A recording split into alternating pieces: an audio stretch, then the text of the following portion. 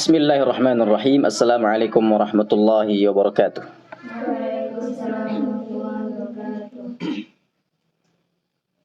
Alhamdulillahi wahdah wassalatu wassalamu ala man la nabiyya ba'dah amma ba'd. Alhamdulillah, kembali kita bersyukur pada Allah Subhanahu wa taala.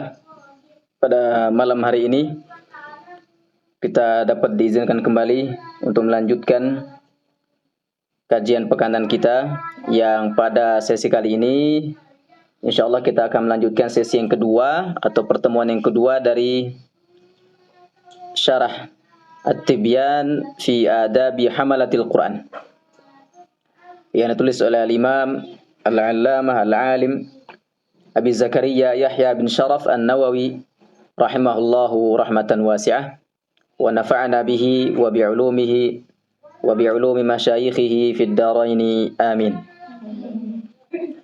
Kita masih di pembahasan bab yang pertama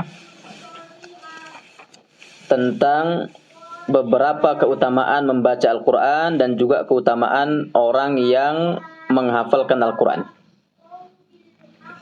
Kita sudah baca beberapa hadis, maka pada pertemuan kali ini insyaallah ta'ala kita akan lanjutkan hadis yang berikutnya. Terakhir kita baca hadis dari Abdullah bin Amr bin Al-As. Kita lanjutkan wa an Mu'adz bin Anas radhiyallahu anhu. Dari Mu'adz bin Anas radhiyallahu anhu, semoga Allah meridai beliau, anna Rasulullah sallallahu alaihi wasallam qala, bahwasanya Rasulullah sallallahu alaihi wasallam bersabda, man qara'al Qur'ana, barang siapa yang membaca Al-Quran, wa amila bima fihi, dan mengamalkan isinya. Jadi tidak cukup membaca, tapi juga harus diamalkan. Membaca Al-Quran ibadah tersendiri, dihitung per huruf, kita sudah baca hadisnya. Tapi tentu nggak cukup sampai situ, karena tujuan inti diturunkannya Al-Quran bukan hanya untuk dibaca atau dihafal, tapi untuk diamalkan isinya.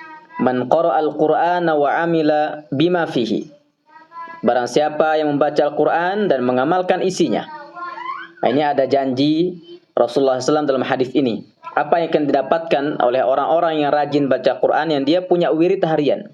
Wirid itu artinya kebiasaan. Dia punya target sekian juz, dia punya target sekian halaman baca Quran. Kemudian dia berusaha mengamalkan. Tentu untuk menuju pengamalan kita butuh pemahaman. Kita berusaha belajar, baca buku-buku tafsir, ikut kajian-kajian tafsir, sehingga bisa kita amalkan. Maka lihat apa akan didapatkan nanti. Dan hadis ini bukan menyebutkan apa yang akan didapatkan orangnya, tapi apa yang akan didapatkan oleh keluarganya, atau dalam hal ini kedua orang tuanya. Ulbisa walidahu, maka akan dikenakan, akan dipakaikan kedua orang tuanya. Walidahu, kedua orang tuanya nanti akan dipakaikan apa? Tajan yaumal qiyamah, mahkota pada hari kiamat. Masya Allah, ini luar biasa. Padahal yang membaca Al-Quran, yang mengamalkan Al-Quran adalah anaknya.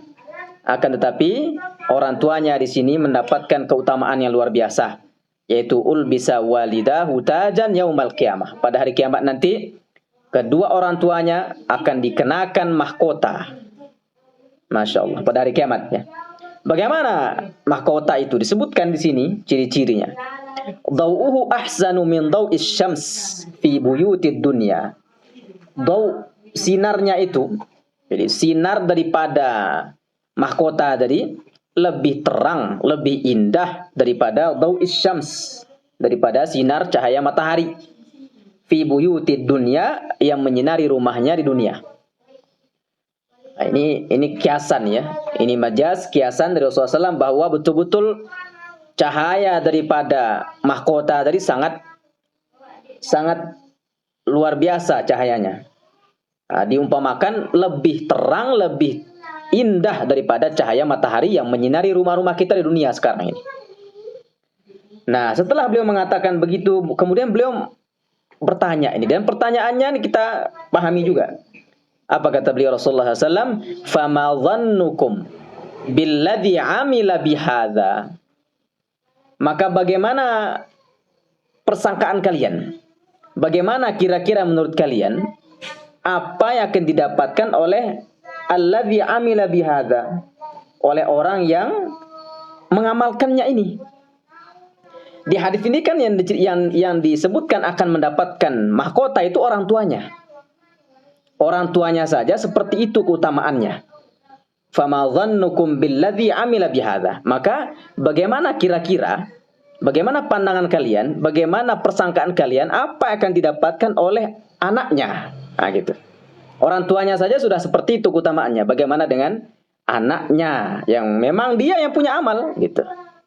Sedangkan orang tua yang kecipratan amal anaknya saja seperti itu keutamaannya. Bagaimana dengan anaknya? Nah, kalau kita sekarang berposisi sebagai anak, kita posisikan diri kita sebagai anak, bagaimana apa yang akan kita dapatkan kalau kita sekarang sibuk dengan menghafal Quran, sibuk dengan murajaah, membaca, mentadabburi sampai mengamalkan. Masya Allah, Masya Allah. Ini motivasi bagi kita sebagai orang tua, motivasi juga bagi kita sebagai anak. Hadis ini diriwayatkan oleh Al-Imam Abu Dawud. Kemudian hadis berikutnya, warawad Darimiyu, diriwayatkan juga oleh Imam Ad-Darimi. Kita lihat di sini Ad-Darimi, nama beliau adalah Abu Muhammad. Ini Abu Muhammad Abdullah ibnu Abdurrahman. Nama beliau adalah Abu Muhammad Abdullah bin Abdurrahman. Itu nama beliau. Beliau dinisbatkan ke Darim namanya. Nah, Darim.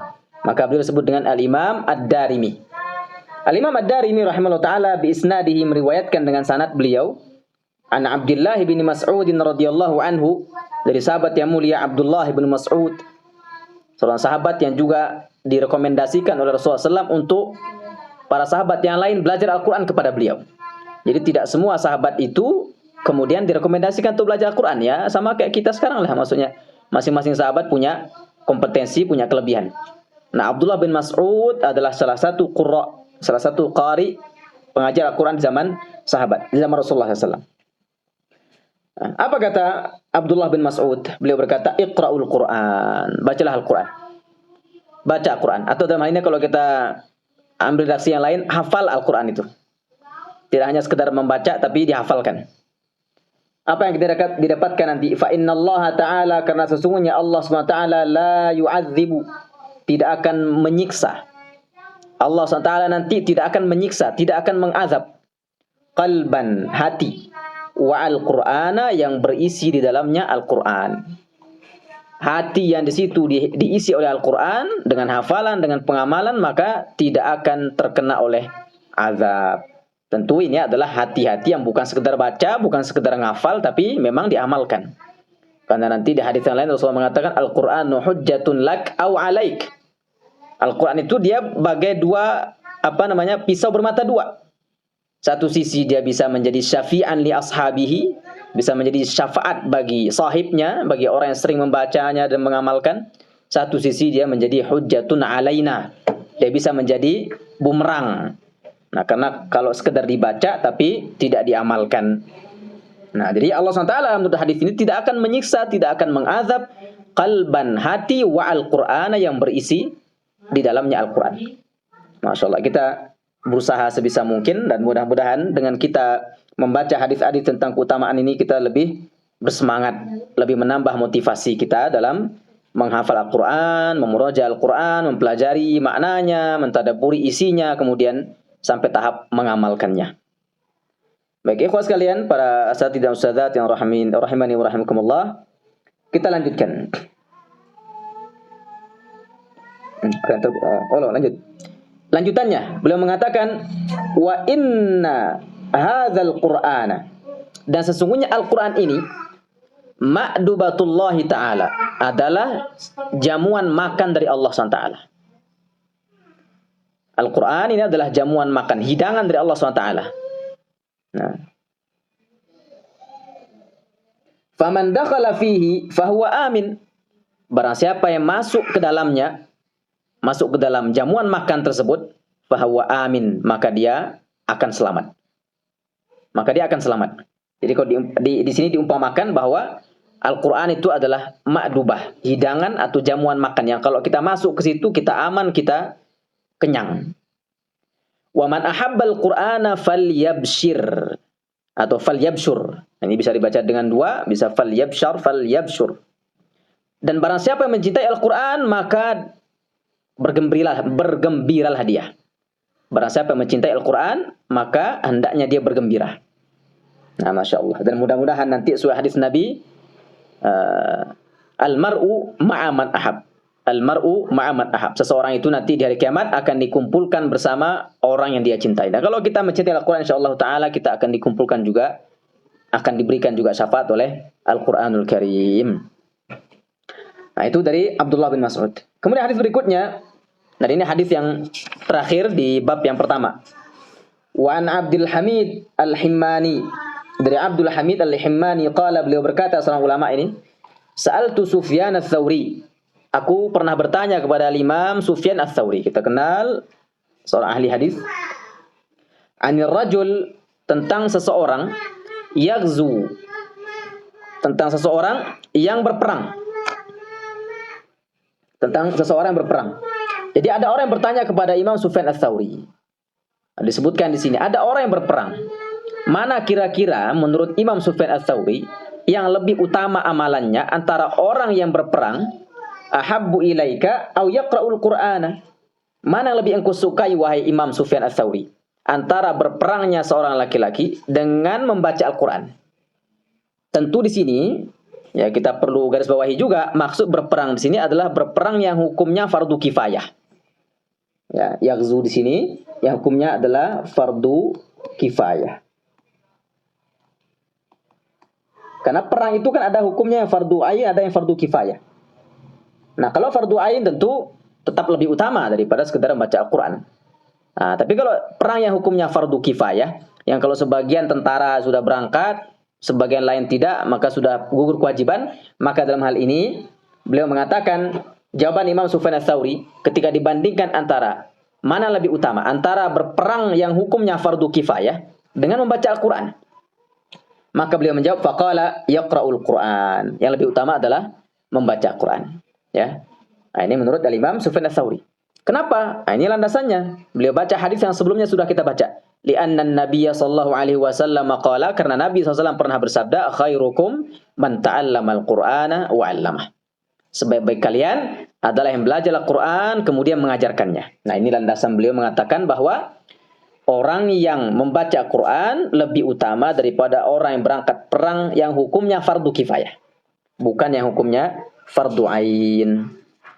Nah, baik.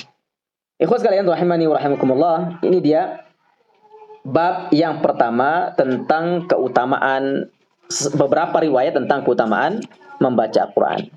Mohon maaf atas segala kekurangan. Subhanakallahumma bihamdik, asyhadu an la ilaha illa ant, astaghfiruka wa atubu ilaik. Wassalamualaikum warahmatullahi wabarakatuh.